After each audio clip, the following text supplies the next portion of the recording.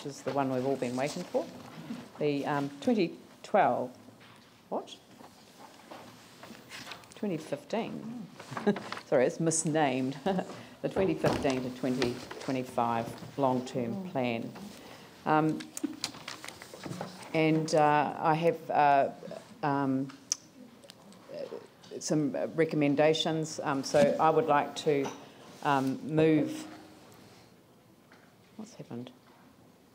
I would like to move my recommendation. And do I have a seconder for that? Yep. Vicky? Yep. Thank you. And I would like to say a few words at the beginning, and then I want us to move to the suspension of standing orders so that we can deal with all of the elements of the resolution of the long-term plan. I think that the one thing that I want to commence with is to remind people that we have said from the outset that this is merely a base case. Well, merely is probably not quite the right word, because we have gone through quite a significant process. We went to our communities last year and we prepared them for a discussion about what was going to be an incredibly challenging long-term plan process. And we talked to them about the findings of both the Korda-Mentha report and the Cameron Partners report. And both of those documents had highlighted significant shortfalls in our financial position. So what we ended up with was going out for a consultation with a base case, recognising that we didn't have all of the information that a council would normally have in order to make the set of decisions for a 10-year plan. And looking out 10 years is incredibly challenging when at the time we didn't know the results of the independent review into the horizontal infrastructure, which I'm glad now that we didn't rely on in terms of an expectation around further government contribution for that purpose. The second thing that we didn't have was an understanding of our insurance and also what that meant in relation to a decision that somebody else made to sign up to contributions to anchor projects without any guarantee about what we were going to get back from our insurance, so no guarantee around insurance recoveries.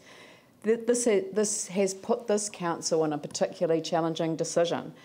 But the thing is that we have to have our financial house in order if we are going to play a role in the future of the city's development and in the immediate sense in terms of the next stage of the city's recovery.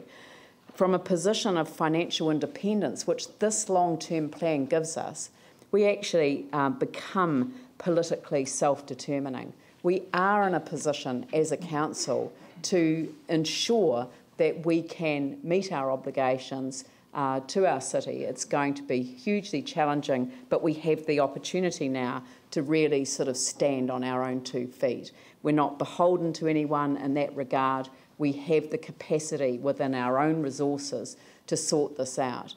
But this is a base case. We're going to know more information in the next year. We're going to know about what our insurance recoveries are. We're going to know about what we are able to address with central government. And we have said we will talk to central government. We are going to be talking to central government about the cost-sharing agreement. We are going to be talking to central government about the blueprint. We are going to be talking to central government about the elements of our land drainage recovery program, which are clearly earthquake related. So there are many, many issues that we will be discussing with central government, but we can't write in any outcome or assumed outcome from those discussions which have already commenced between officials. We can't write in those assumptions into our long-term plan, and we don't need to. We have the financial capacity to do this as a city. And all of the negotiations will be focused now on what benefits central government can see from collaboration with a council that has got its financial house in order. And I have to say that by the end of this next financial year, and I have to remind people that an annual plan is an amendment to a long-term plan. And we have made it crystal clear right from the outset that we will amend this long-term plan in our annual planning process next year. There are two elements in particular that I just want to focus on, and they are the capital program. So we're going to go through our capital program. We're going to have external assistance to assist with that process, and we will ensure that we have a proper 30-year infrastructure program in place where people can see what is going to be done, when it's going to be done, and in what manner we might want to address in terms of the way that it's done. The SCIRT program has provided us with an opportunity to look at a different way of working. The amount of information that is now known about our horizontal infrastructure is probably greater than any other council in the entire country, and that puts us in an incredibly strong position to think about our capital program going forward. That's going to have an impact, a downward impact on rates, and it's going to have a downward impact on capital release. And that's the second element, capital release. We can see now with the reprofiling that we've already done that we don't need to release as much capital in years 2 and 3, and that's highly likely that we can shift those. But at the end of the day, we have to leave it there for the period of this LTP process, and then we go forward into the annual planning process, and we're making it crystal clear in the amendment. And maybe if we could just have a little scroll up to the relevant phrase, which is here, noting that the reprofiling of capital expenditure has already had an impact on our debt profile. We may not need to release tranches 2 and 3 in years 2016 to 17, 2017 to 18, which also means that we can consider Enable once it becomes a mature business. The capital release program in those years will therefore be fully reviewed both as to quantum and timing as an amendment to the long-term plan in the 2015-16 annual plan. So there's our work program for next year, already set in concrete. It is something that we will be doing, and it is something that we are now in a legal position to do once we get this LTP through. I should also just remind people that under the changes that were made to the legislation that took effect essentially from the day that we were all elected, it is the mayor of a city that has the legal requirement and the role under the Local Government Act to lead and carry responsibility and accountability for all of the planning processes. So the long-term plan has to be in my name. It has to be something that I own, and it has to be something that I'm able to promote in the way that we are doing here today. The Local Government Act, Section 93, and I remind people that they should read it and commit it to memory. The Local Government Act makes it clear that a plan is a statement of intent. It is not a binding contract, and no one can rely on any element of it to require the council to perform it. Individual papers will come to council to confirm or reject any particular item that's in the long-term plan. It can be amended at any time. So I just want to remind people again the importance of seeing this as the base case that we have told our constituents that it is. It is a base case, and it is something we can build on. It is not something that is cast in stone for the next 10 years. And I think that I really want to emphasise how important it is to understand the city becoming self-determining.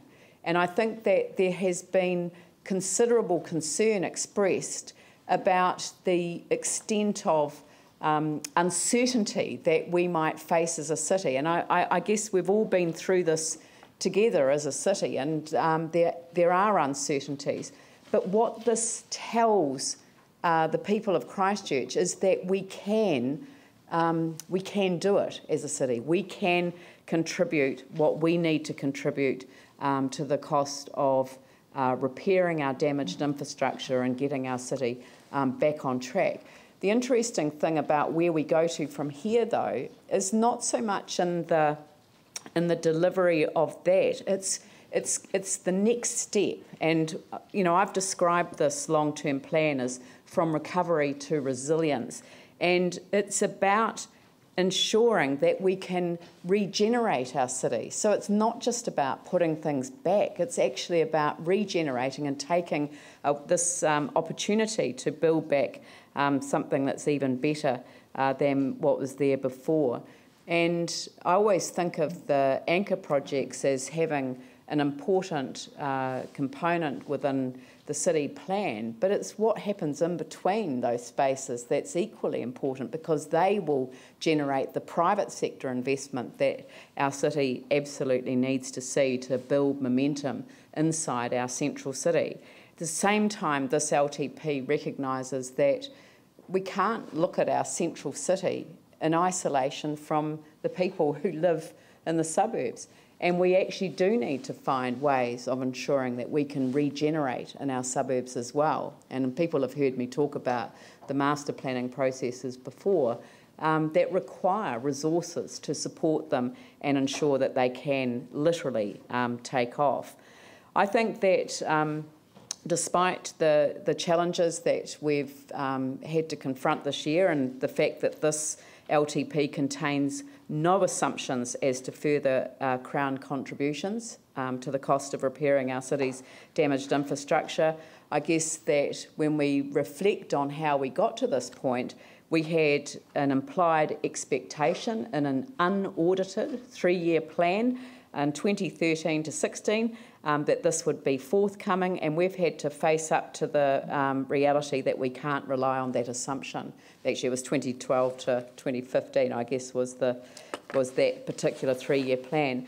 Now, that doesn't mean we won't be seeking additional support for particular earthquake-related damage to our city, and I want to re-emphasise that fact, but it does mean we can't budget for it, and we haven't budgeted for it in this particular plan. There are obviously things that people would like to see done now, but we aren't in a position necessarily to afford those until we've had time to actually review our capital program. So in some respects, I sort of say to councillors, if we can, over the next wee while we consider the amendments to my proposal, if people could think very carefully about whether this does need to be moved as an amendment today, or whether it is something that could be raised as a proposal to go forward into the review of our capital expenditure, and and to think very carefully about that. This was one of the reasons why I asked for for amendments to be lodged before the 12th of June, because what that has enabled us to do is to get some staff advice which will assist us in the process around amendments. One of the highlights for me of this process, and I suppose people might be surprised that I would say that, has actually been on this end of the table for a submission. I've only ever been a submitter on a council plan before. I've never sat at this end of the table for a long-term plan. So as the MP for Christchurch East, I always used to come to the council table. In fact, I think the first time I appeared in front of the council was as the MP for Christchurch Central. So I actually went back and reflected on the submissions that I made at the time. I also made a submission on the draft Central City Recovery Plan. And it was interesting being allocated my 5 minutes by the previous mayor, sitting at the end of the table and feeling disappointed that I only had 5 minutes. But I thought, if I only have 5 minutes, there's only 2 things I want to say. And the 2 things I talked about were the East and the need for having an investment strategy to redevelop the city. The only way you could do that was to have an investment strategy that worked. And of course, that wasn't something that was addressed at that time, and it is something that I think that we're paying quite a significant price for today. But my heart's always been in the East, I guess, so I wasn't disappointed to see that I had been a strong advocate for it, and I'm glad that this long-term plan can address some of the shortfall that needs to be addressed in that respect. I do want to say this, and I said this at a press conference that I had on Friday, but there were a lot of people who made submissions, whether in writing or orally here in the council chamber, or through the different mechanisms that we kind of trialled this time round. But there were a lot of people who didn't come, and I'm concerned about who hasn't contributed in a way that perhaps we might expect to this whole process. And I think we need to seriously review the way that we consult and the way that we receive submissions in the future. I've certainly expressed frustration along the way, particularly the separation of activity management plans from the capital program decisions, the inclusion of matters without community board oversight, and I am looking at the two councillors from the east in that regard, because that certainly added to the view that they had been sort of overlooked in the whole process. The difficulty of planning when there are many unknowns, including insurance recoveries, as I've mentioned, the hearings process. But I believe that the Chief Executive and the staff of this organisation have gone beyond the call of duty to really support us through what is an incredibly difficult time. So I just want to acknowledge that, Carleen, to you and the entire team, to Kate, Mayor's Office, support has been utterly extraordinary, and I know that we have that support from outside the organisation as well feeding in. But it is extraordinarily difficult to meet obligations under a framework that hasn't been designed for the post-disaster environment that we're in. And that is the hardest element of the situation that we're in.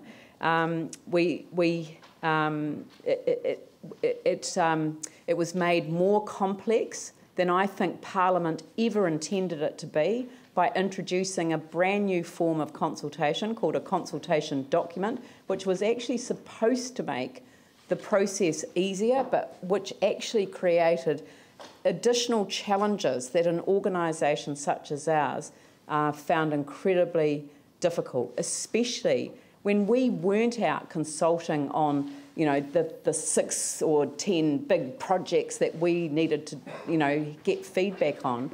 We were consulting on a base case that was about how we finance the organisation. And that, to me, is not the transformative, inspiring work that I came here to do for 3 years.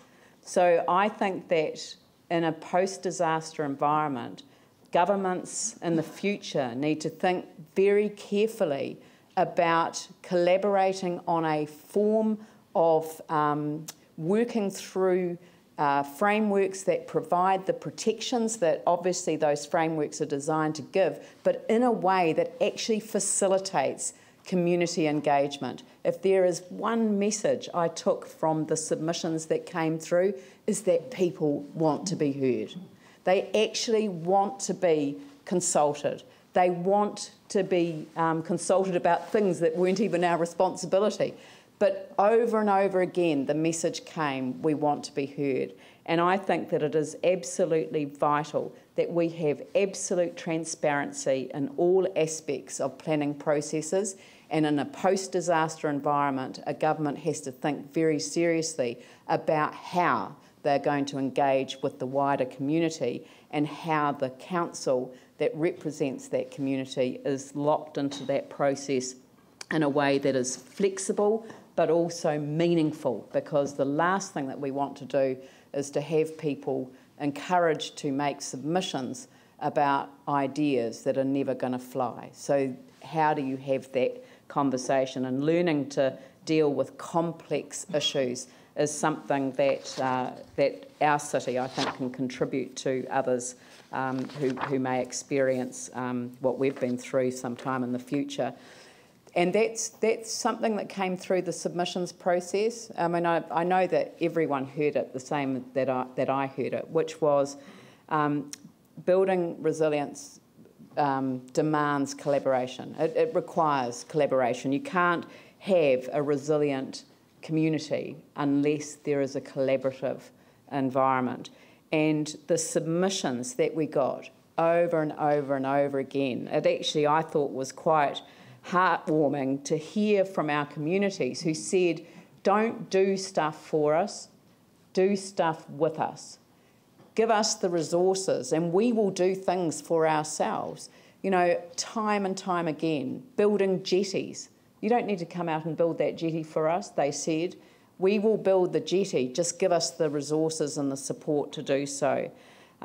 We heard from non-government organisations that individuals within our city, you know, creative communities as a network, offering incredible resource to our council. And I think over and over again I've been using that phrase, which I can now say without looking at the words on the page, that the whole is greater than the sum of the parts. You know, that with everyone working together, we get so much more.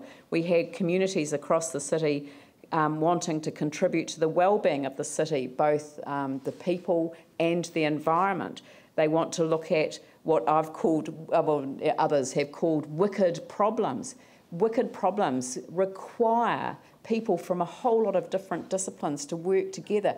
That's what we've been offered, from homelessness through to the future impacts of climate change. You know, all of these issues, there are people with the expertise, with the knowledge and the passion who want to contribute to decision making here at the council. The concept of a neighbourhood matching fund, as developed in our sister city of Seattle, receives strong endorsement, and that's something that we want to review through our model of community grants later this year. The Littleton Time Bank invited the council to become a member of the Time Bank, but not just for the purpose of being a contributor, but as a mechanism for expanding time banks across the city. And when you think about whether we were prepared for the long-term recovery after a disaster, I always look at what was already going on. So you take a place like Littleton, where there was a record of what people were prepared to contribute to their community, their skill sets, their addresses and their phone numbers and how to contact them. These people were already known through the time banking system. So no wonder Littleton was such a strong environment to both respond and to recover from. And the enduring nature of that recovery is to be seen from the kind of submission that they made on the long-term plan. So over and over again, we had communities saying they wanted to be part of the contribution to the future development of the city. Te Runanga o Ngāi Tahu, the first time ever a submission to a long-term plan of the council, and the step towards the partnership that we can make absolutely real. Their desire to work with the council as kaitiaki on a variety of issues, notably cleaning up our rivers and harbours. I mean, it's something we share across the city. It's not something that's unique to Te Runanga, but what they bring to the table is unique, and it is something that we value and something that we will build on. So I think that the whole process for me has been one that's it's probably not ideal in the sense that it wasn't a process that was designed for the situation that we're in. But it has led us to a position where we can pass a long-term plan this week, and we can put that plan to the test every year in subsequent years, and we have set ourselves an agenda to do so immediately afterwards. So I'm sorry, no time off next week. It's 1 July, we start again. And I think that that's a really powerful message to send through to people in Christchurch, that we are absolutely committed to getting the rate of rates increase down. We are committed to getting the the release of capital down. And again, one of the things that's been probably missed from the debate, as evidenced by the headline this morning, is that capital release does not mean that you sell shares. It doesn't mean that. It can mean all sorts of different options. We can put debt onto companies. We can release capital from our CCHL companies in a whole lot of different ways. Of course, selling shares is one of those, but it isn't the only one.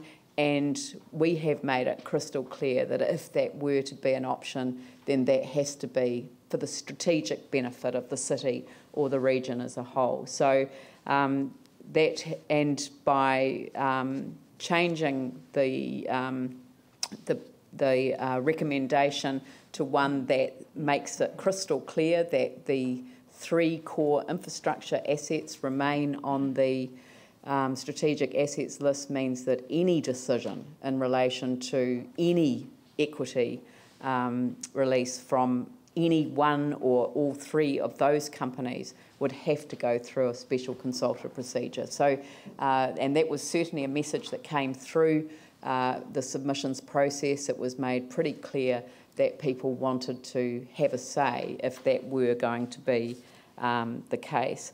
I think that the debate has been useful for that, or you know, the submissions process has been useful for that, to look at what is truly strategic and what isn't strategic in terms of ownership. And it's not whether the organisation itself is strategic, it's whether the ownership by the city is strategic in terms of what is able to be delivered for the city. The last thing that I want to talk about is the infrastructure levy, and I want to mention it because I guess that there was a bit of a misunderstanding, I think, in the way that it was announced. So the infrastructure levy proposal is included in the rates that we are proposing, and the rates that we originally had in the draft long-term plan started at 8.75%. We've reduced the rates by 20%. The rates increased by 20% over the 4 years that are highlighted in the recommendation. And included within that, in years from years 2016 to 17, there is a horizontal infrastructure levy. Now, that is an amount that we have assessed as required to make up for the shortfall of what we would expect to have covered under the cost-sharing agreement. And you know, certainly from my perspective, I think that there was a belief, and I think this is reinforced by the fact that the 3-year plan highlighted $398 million as savings to be found when they weren't ever intended to be savings to be found. It was the difference between the assessed cost of the horizontal infrastructure repair, but at an early stage of that process. But the wording of the cost-sharing agreement does raise questions about what was covered and what was eligible, and the use of the word eligible and references to the civil defence and emergency management funding arrangements, I think, may have left a mismatch of view. So the council thought that it was signing up to one thing, but actually the government thought it was signing up to something else. And, you know, it is in that space that I think we need way more transparency, and if that's something we can offer a future city that might face a disaster, and, you know, then we would want to offer that by way of some advice. We know that there will be increased operational costs as well, because sweating the asset might be a phrase that I wasn't familiar with before, but what it means is that pipes and roads might require additional operational expenditure to be spent on them during the course of their life until they come into a renewals program. We can get all of that detail right over the next several months, and I'm confident that we'll be able to bring that infrastructure levy down as well. But it's got to be established at a level that's realistic, and it's got to be able to be justified. And you know, I'm confident that there's sufficient there, but I'm also confident that with a proper analysis of the work that's remaining, that we'll be able to bring that down. And that should be our aim, is to bring that down as soon as we possibly can. So those are the key elements of the long-term plan proposal that I've put forward.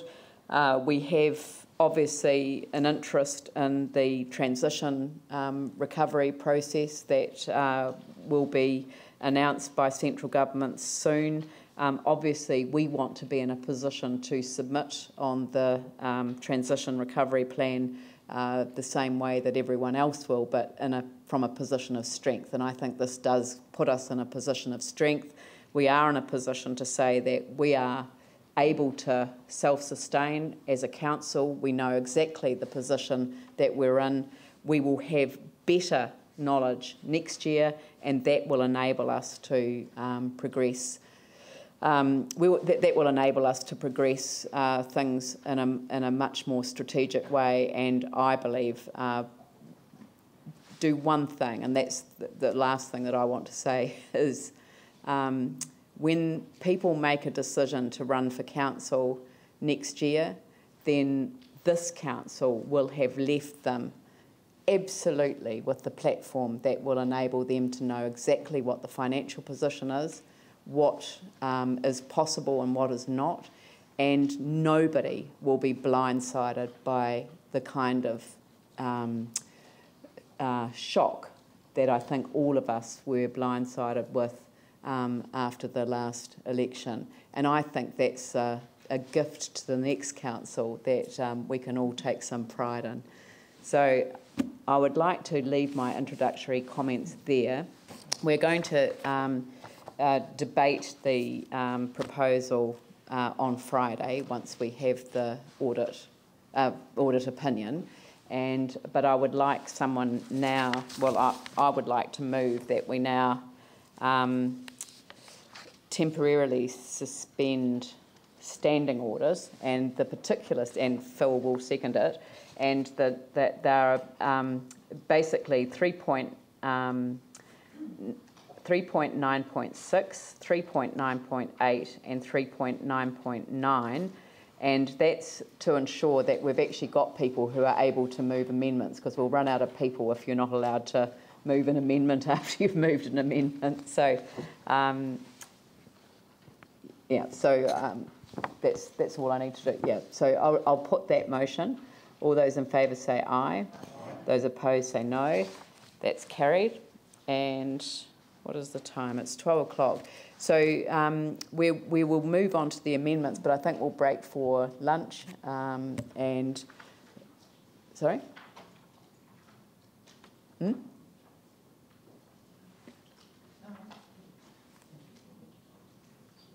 Sorry? Sorry, yeah. So we'll break for lunch and we'll come back at 1 o'clock.